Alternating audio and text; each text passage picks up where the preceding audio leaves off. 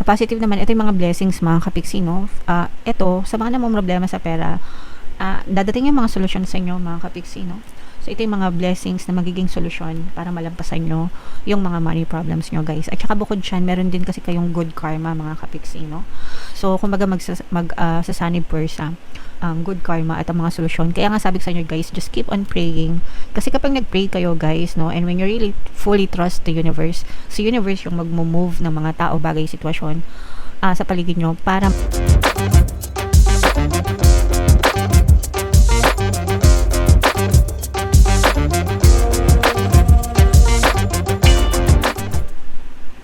hello guys, hello Taurus, welcome back to Pinay Pixie Tarot. Ang pamagat ng episode natin for tonight is New Moon Kapalaran, guys, para ngayong December to January para sa Taurus, Sun, Moon, Rising Sign, and Venus. Yung ating New Moon, guys, ngayong December ay sa December 20. Tapos, January 18 naman yung next na naman natin next month. So, ang reading na to ay para sa period na yan, guys. And ito yung first message, moon message para sa inyo, guys. Your hard work is paying off. I'm sensing na for some of you, guys, lahat ng mga pagsisikap na ginawa nyo ngayong 2025, lahat ng, kumbaga, diba, pag may tinanim, may aanihin. So, yung mga tinanim nyo na pagsisikap, guys, ngayong 2025, by 2026, mga kapiksi, aanihin yung lahat yan, guys, no? Kaya wag kayong masyadong panghinaan ng loob kung hindi agad-agad kayo nakakita ng resulta, guys. Kasi, pag nagtanim kayo, hindi naman kinabukasan agad tutubo yung tinanim nyo, diba? Hindi ganun.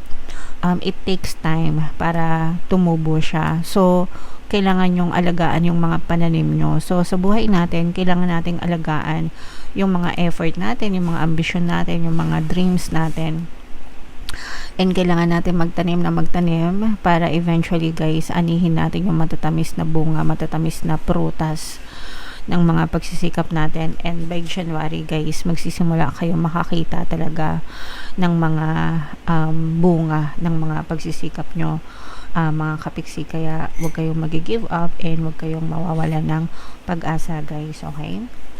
So, make a proper plan and execute it well. So, ito na, guys, yung tamang pagkakataon para sa inyo na magplano. Dapat ginagawa nyo na yan ngayon pa lang, guys, no? As early as November, December, mas maganda kung nagpaplano na kayo for next year, mga kapiksi. Pero it's never too late kung mapanood mo to ng January, guys, no? By all means, make plan and i-execute mo siya para sa mga short-term goals mo and long-term goals mo for 2026, okay?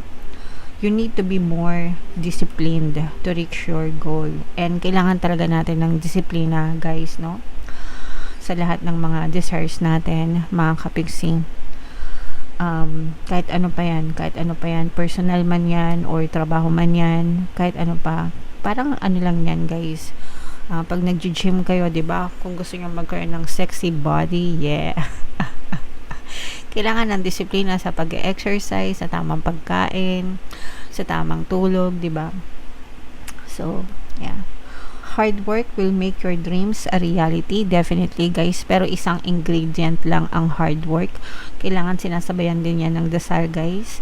And kailangan sinasabayan din yan ng positibong mental diet. So, yung hard work, isa lang yan. Kumbaga, 1/3, no? Kasi meron pang dalawa. Tatlo yung formula na palagi kong sinishare sa inyo, guys. At least dito sa channel ko. Hard work, dasal, prayers and affirmations, and then yung number 3 is positive mental diet, guys. So, dapat yan, tatlong yan, sabay-sabay nyong ginagawa every single day hanggang sa tuloy mag-manifest yung mga desires nyo.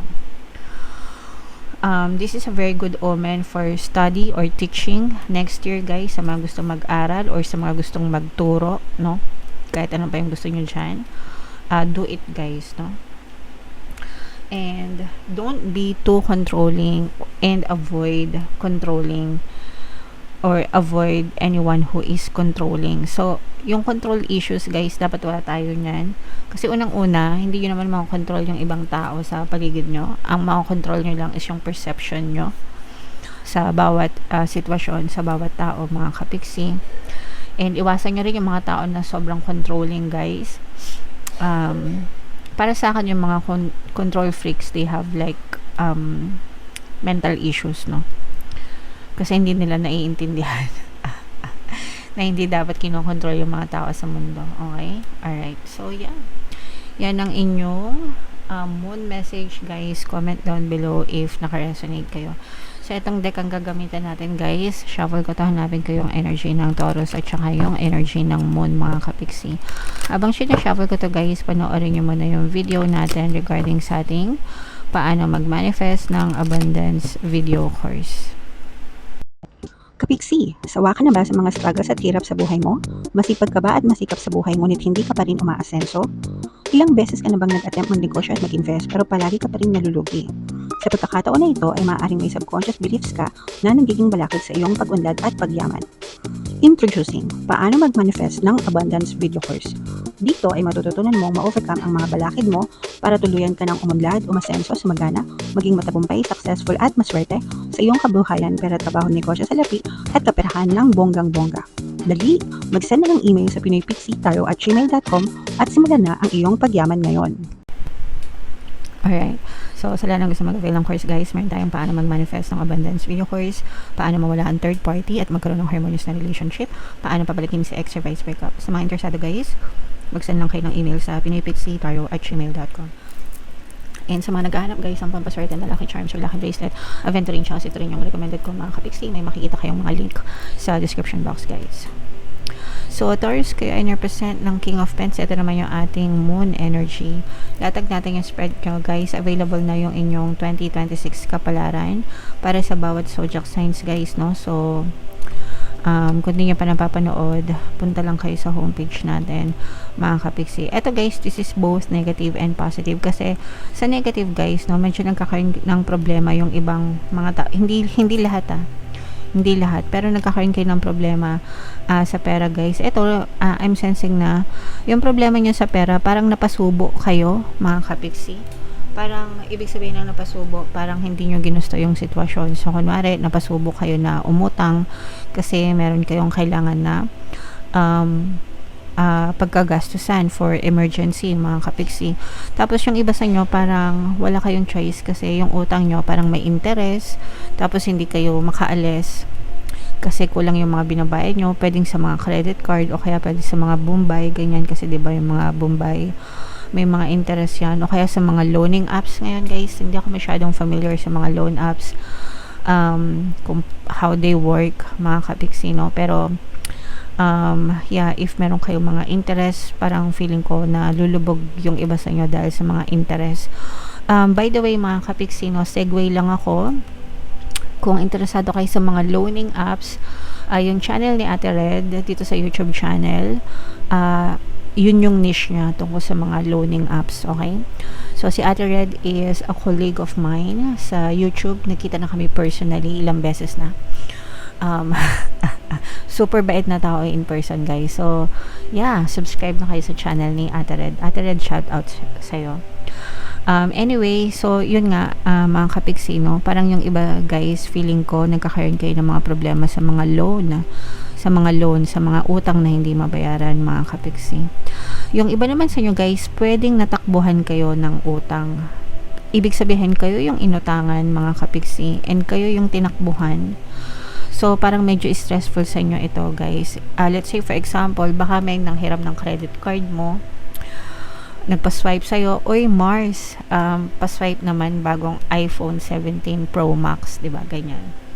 So, syempre, ikaw, tiwala ka, tapos pinaswipe mo, tapos hindi ka na binayaran, ikaw ngayon yung nag-shoulder ng utang niya, mga kapiksi. So, for some of you, parang ganun yung eksenang nararamdaman natin. Kaya nagkakaroon na kayo ng mga trust issues pagdating sa pera, guys, or kahit anong klase na parang nangutang sa'yo, tinakbuhan ka.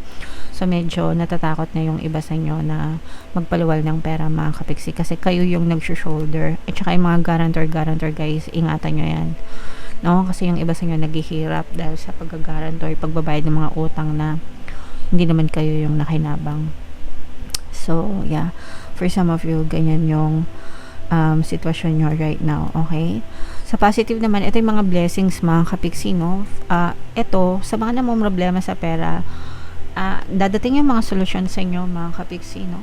So, ito yung mga blessings na magiging solusyon para malampasan nyo yung mga money problems nyo, guys. At saka bukod dyan, meron din kasi kayong good karma, mga kapiksi, no? So, kumbaga sasanib persa ang good karma at ang mga solusyon. Kaya nga sabi ko sa inyo, guys, just keep on praying.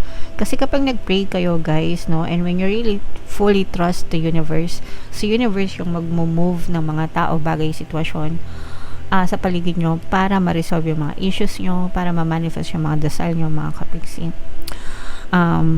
And kayo naman, yung makokontrol nyo sa lupa is yung hard work nyo, guys. Okay? So, dadating yung mga solusyon, yung mga blessings para masolusyonan nyo itong mga money problems na to. And kung wala naman kayong mga money problems, guys, super nakakatuwa kasi talagang i-bless kayo. And as early as January next year, magiging mabilis agad yung progreso ng takbo ng buhay nyo, mga kapiksi. Okay?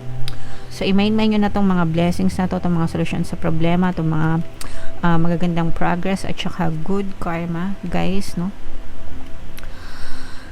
I-main-main nyo na sa comment section. Meron din kayo magiging magandang desisyon pagdating sa trabaho or sa pagkakakitaan. Mga kapiksi, magiging daan din yan. Parang meron kayong pinagpipilian, guys, no? So, let's say, for example, nag-a-apply kayo sa 2 kumpanya, lilipat kayo ng trabaho, tapos mapipili mo yung magandang kumpanya na talagang makakatulong sa'yo para mas lalo kang i-bless and makarecover ka eventually, no? Makarecover ka eventually sa mga money problems nyo. Yung iba sa mga kapiksi natin na nag-a-apply sa abroad, or anything na may kinalaman sa transportation, guys, no? So, let's say, nag-apply kayo sa Grab or sa Lalamove. Hello naman sa inyo, guys. Hindi to sponsor. Yung mga ganong klase ng na-mention ko pa sila. Yung mga ganong klase ng trabaho, guys, no? Or source of income. Anything na may kinalaman sa movement, deliveries, or transportation, guys. Magiging para mas magiging maganda yung takbo ng kitaan nyo dyan, mga kapiksi. So, i-main-main nyo na yan sa comment section, guys. Okay? Alright. So, yeah. Super ganda, guys. May negative, pero syempre, natatabunan nyo ng positive. I-highlight pa rin natin yung positive palagi, mga kapiksi. So, i-main-main nyo na yung mga blessings na yan, mga solusyon, tsaka yung mga good karma, guys. Okay? Ito yung additional message, guys, no? Ito yung mga guilt, no? Konsensya. Release the chains of past mistakes and embrace the growth they bring. So, ibig sabihin nito, guys, syempre may mga pagkakamali tayong nagawa sa buhay din natin. Hindi tayo perfect, mga kapiksi, no? Meron tayong fair contribution of our own failures and mistakes in life, no? So, dapat maging accountable tayo dun sa mga pagkakamali natin. And this year, 2026, magbago na, no? Kumbaga, nasa sa atin na yung responsibility para magbago tayo for the better, mga kapiksi. Remember, good karma, guys, no? Yung inyong energy. So, syempre yung karma, it works both ways, sa bad at saka sa good. So, kung gusto nyong maging mabuti yung mga balik sa inyo, dapat focus tayo sa kagandahang loob, mga kapiksi. And forgive yourself, 'di ba? Patawarin niyo rin yung sarili niyo for being bad or for doing bad things, 'di ba? Pero tapos na 'yon. So, ang importante is in-acknowledge natin siya and matuto tayo magbago for the better, mga kapiksi. Hindi lang para sa atin, kundi para din sa mga tao sa paligid natin at sa mga tao na nagmamahal sa atin, guys. Okay? Alright. So, yeah. Comment down below. Taurus, if feeling nyo naka-resonate kayo dyan, Merry Christmas, guys, and Happy New Year sa inyong lahat. I love you all, mga kapiksi. Ito yung ating 2026 kapalaran. Ito naman yung ating success stories ng paano mag-manifest ng abundance video course. Thank you for liking, sharing, and subscribing, guys. See you next time. I love you all. Have a nice day. Bye-bye.